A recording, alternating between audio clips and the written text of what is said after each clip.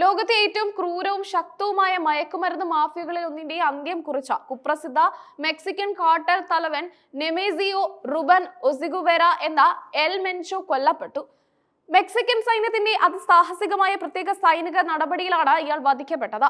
വടക്കേ അമേരിക്കയെ വിറപ്പിച്ചിരുന്ന മയക്കുമരുന്ന് സാമ്രാജ്യത്തിന്റെ അധിപന്റെ മരണം മെക്സിക്കോയെ യുദ്ധസമാനമായ സംഘർഷ ഭൂമിയാക്കി മാറ്റിയിരിക്കുകയാണ്. മെക്സിക്കോയിലെ പടിഞ്ഞാറൻ നഗരമായ ജാലസ്കോയിലെ ഉൾപ്രദേശത്തുള്ള ഇയാളുടെ ഒളിത്താവളം വളഞ്ഞാണ് സൈന്യം ആക്രമണം നടത്തിയത്. അത്യാധുനിക ആയുധങ്ങളുമായി കാർട്ടൽ അംഗങ്ങൾ തിരിച്ചടിച്ചതോടെ പ്രദേശം മണിക്കൂറുകളോളം യുദ്ധക്കളമായി. ഒടുവിൽ സൈന്യത്തിന്റെ കനത്ത വെടിവെപ്പിൽ എൽ മെൻചോയ്ക്ക് ഗുരുതരമായി പരിക്കേറ്റു. പരിക്കേറ്റ മെൻചോയെ ജീവനോടെ പിടികൂടാനായി സൈന്യം പ്രത്യേക ഹെലികോപ്റ്ററിൽ എയർലിഫ്റ്റ് ചെയ്തെങ്കിലും ആശുപത്രിയിൽ എത്തുന്നതിന് മുമ്പ് യാത്രാമധ്യേ മരണം സംഭവിക്കുകയായിരുന്നു. ദശകങ്ങളായി മെക്സിക്കൻ അമേരിക്കൻ സുരക്ഷാ ഏജൻസികൾക്ക് തലവേദനയായിരുന്ന ഒരു പിടികിട്ടാ പുള്ളിക്കാണ് ഇതോടെ അന്ത്യമായത്. ലോകത്തെ ഏറ്റവും അപകടകാരിയായ ക്രിമിനൽ സംഘടനകളിൽ ഒന്നായ ജലിസ്കോ ന്യൂ ജനറേഷൻ കാർട്ടൽ എന്ന മയക്കുമരുന്ന് സിൻഡിക്കേറ്റിന്റെ സ്ഥാപകനും തലവനുമായിരുന്നു എൽ മെൻചോ. മയക്കുമരുന്ന് കടത്തിന് പുറമെ കൊലപാതകങ്ങൾ, തട്ടിക്കൊണ്ടുപോകൽ, ആയുധക്കടത്ത് തുടങ്ങി ഭീകരമായ കുറ്റകൃത്യങ്ങളിലൂടെയാണ് ഇയാൾ തന്റെ സാമ്രാജ്യം കെട്ടിപ്പടുത്തത്. വളരെ ചുരുങ്ങിയ കാലയളവിനുള്ളിലാണ് എൻ മോൻചോയുടെ സംഘം മെക്സിക്കോയിലെ ഏറ്റവും കരുത്തുറ്റ കാർട്ടലായി വളർന്നത്. എതിരാളികളായ സിനലോവ കാർട്ടലിനൊപ്പം വെല്ലുവിളിച്ചുകൊണ്ട് രാജ്യാന്തര തലത്തിൽ മയക്കുമരുന്ന് വിതരണ ശൃംഖല സ്ഥാപിക്കാൻ ഇയാൾക്ക് സാധിച്ചു. അമേരിക്കയിലേക്ക് പ്രതിവർഷം ടൺ കണക്കിന് ഫെന്റനൈൽ, മെത്താഫെറ്റാമിൻ എന്നിവ കടത്തിയിരുന്നത് ഇയാളുടെ നേതൃത്വത്തിലായിരുന്നു.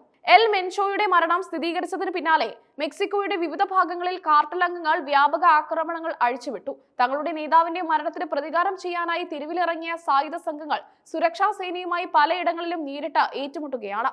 ജലിസ്കോ മേഖലയിലാണ് ഏറ്റവും കടുത്ത സംഘർഷങ്ങൾ റിപ്പോർട്ട് ചെയ്തിരിക്കുന്നത്. അക്രമികൾ ട്രക്കുകൾക്കും കാറുകൾക്കും തീയിടുകയും പ്രധാന ഹൈവേകൾ തടസ്സപ്പെടുത്തുകയും ചെയ്തു. കടകളും വ്യാപാര സ്ഥാപനങ്ങളും അടഞ്ഞുകിടക്കുകയാണ്. ജനങ്ങൾ വീടിന് പുറത്തിറങ്ങാൻ ഭയക്കുന്ന സാഹചര്യമാണ് നിലവിലുള്ളത്. സംഘർഷം പടരുന്ന സാഹചര്യത്തിൽ മെക്സിക്കൻ പ്രസിഡന്റ് ക്ലോഡിയ ഷെയിൻബോം രാജ്യത്തെ അഭിസംബോധന ചെയ്തു. അക്രമകാരികൾക്കെതിരെ വിട്ടുവീഴ്ചയില്ലാത്ത നടപടി സ്വീകരിക്കുമെന്ന് അവർ പ്രഖ്യാപിച്ചു. സംസ്ഥാന സർക്കാരുകളുമായി ചേർന്ന് ക്രമസമാധാനം പുനഃസ്ഥാപിക്കാൻ സൈന്യത്തിന് അവർ കർശന നിർദ്ദേശം നൽകി. മയക്കുമരുന്ന് കടത്തിനെതിരെ കർശന നടപടി വേണമെന്ന് അമേരിക്ക മെക്സിക്കോയ്ക്ക് മേൽ വലിയ സമ്മർദ്ദം ചെലുത്തി വരികയായിരുന്നു. ഈ സാഹചര്യത്തിലാണ് മെക്സിക്കൻ സൈന്യം ഇത്തരമൊരു നിർണായക നീക്കം നടത്തിയത്. എൽ മെൻചോയുടെ തലയ്ക്ക് US സർക്കാർ $15 മില്യൺ ഇനാം പ്രഖ്യാപിച്ചിരുന്നു.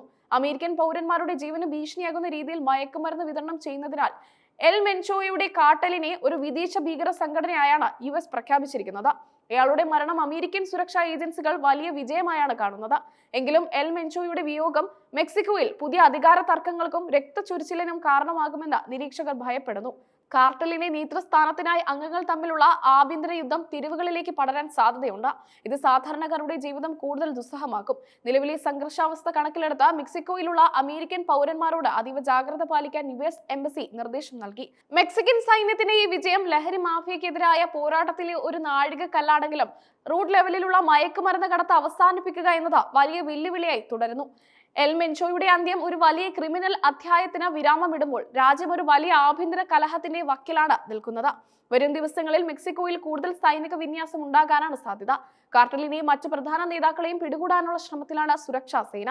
അന്താരാഷ്ട്ര തലത്തിൽ വലിയ സ്വാധീനമുള്ള ഈ കേസിന്റെ തുടർ ചലനങ്ങൾ വടക്കേ അമേരിക്കയിലെ സുരക്ഷാ നയങ്ങളിൽ വലിയ മാറ്റങ്ങൾ വരുത്തിയേക്കാം.